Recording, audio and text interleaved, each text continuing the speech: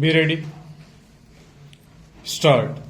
Having considered the aforesaid submissions raised, what we find is that so far as the issue relating to the Armed Forces Tribunal is concerned, the same was answered with the exercise of authority by the High Court under Article 226 of the Constitution of India, whereas in the present case the exercise of authority by a learned single judge in a company petition is in the discharge of statutory powers conferred under the provisions of the Companies Act 1956 (STO). Thus, this is not a case arising out of a writ petition under Article 226 of the Constitution of India (STO).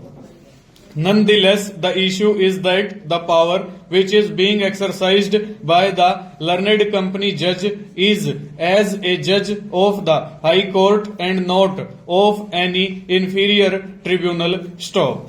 Consequently, to that extent, we are of the opinion that once the power is being exercised by a learned single judge of the High Court in exercise of the authority conferred under the Companies Act 1956 in a company petition of 2013, an order passed therein cannot be subjected to appeal before a tribunal created under the 2013 Act (STO). Even otherwise, the High Court has a supervisory jurisdiction under Article 227 of the Constitution of India (STO). Applying the principles thereof, the question of conferring the authority of appeal on a subordinate tribunal would be contrary to this constitutional scheme (STO).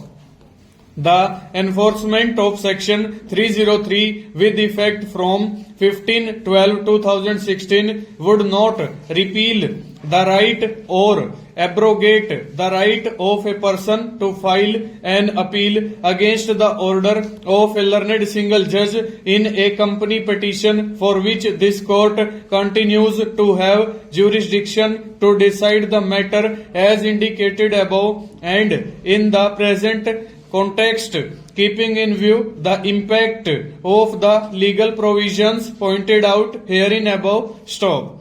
The Company Appellate Tribunal has not been conferred with any such authority specifically as an alternative granting a right of appeal as against an order of a learned single judge passed in a company petition as is presently involved stanza.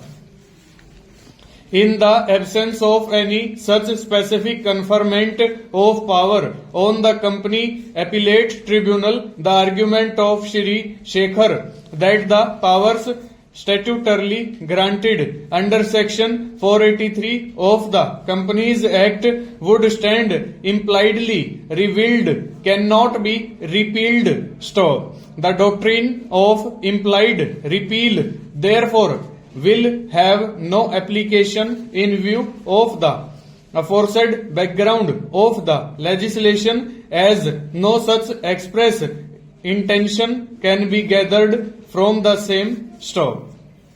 There is yet another reason for holding that the right of appeal is available to the appellant, and that is based on the principles that have been deduced as discussed in the latest case of Messrs. Videocon International Limited versus SEBI (2015) for SCC 33, where a right of appeal has been understood to be a substantive right and not a mere procedural right, so as to affect its applicability upon any amendment, more so when the lease of the in the present case had been instituted earlier. Stop. The right of appeal under Section 483 of the Companies Act was therefore available on the date of the institution of the company petition itself, giving rise